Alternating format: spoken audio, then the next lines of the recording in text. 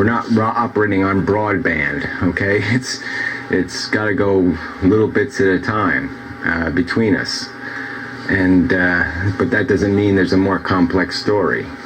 And I see there's power in poetry. There's power in taking a complex idea, reducing it to these interacting symbols that can explain a complex idea in a less, in a simpler form. Okay, so that's the thing I wanted to respond to, was the part about the complexity. And I don't think that I'm defending Matt here again. And I don't think that Matt is overcomplicating it. I think that we with our sensory perceptual mechanisms, with our language, with our faculties and stuff like that, tend to oversimplify it. And I think that you make the comment about broadband. You make the comment about it taking time to absorb language, or to assimilate information. Sometimes that happens at incredible speed. And maybe this is a difference in experience. Maybe there's experiential difference between your experience and Matt's experience, Gary.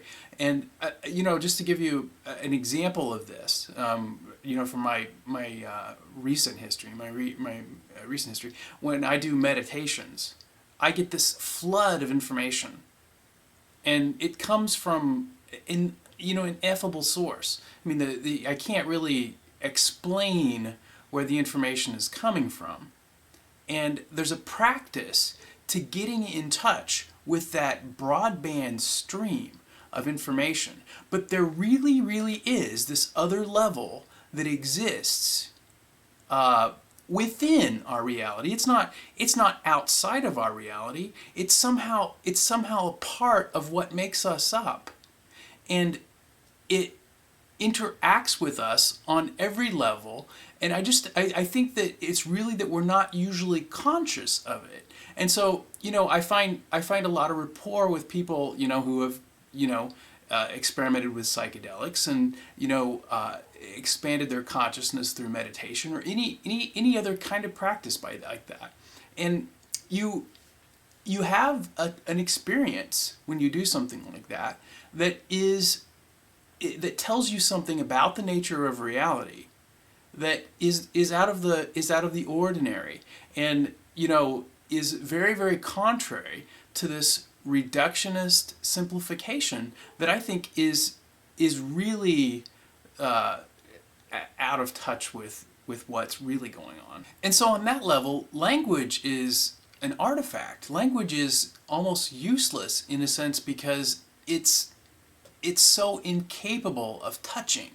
It's so incapable of touching that kind of level. And at that point language just floods out. Language will just pour out of you. Poetry will just pour out of you. And it's a very, very strange thing. You can't really describe it with language, and I think that was Matt's point. You can't really touch that with language. And so you have to, for that level of reality, language is in a sense useless.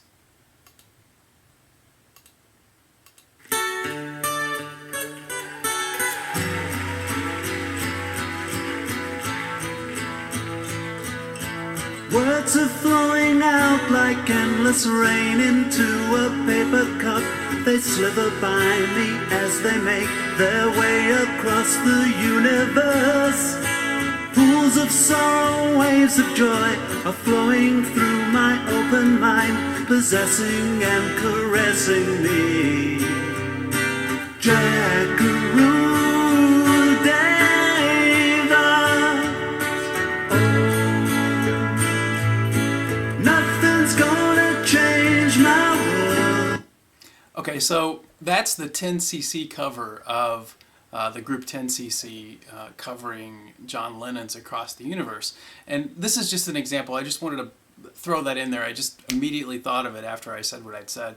And words are flowing out like endless rain into a paper cup. I mean, that's a great way to describe that kind of experience. And then he resorts to which is the chorus Jagaru Deva, and it's that kind of level that I think Matt was referring to when he said that language is kind of useless for it. But poetry does stab at it, and this lyrical poetry is the top.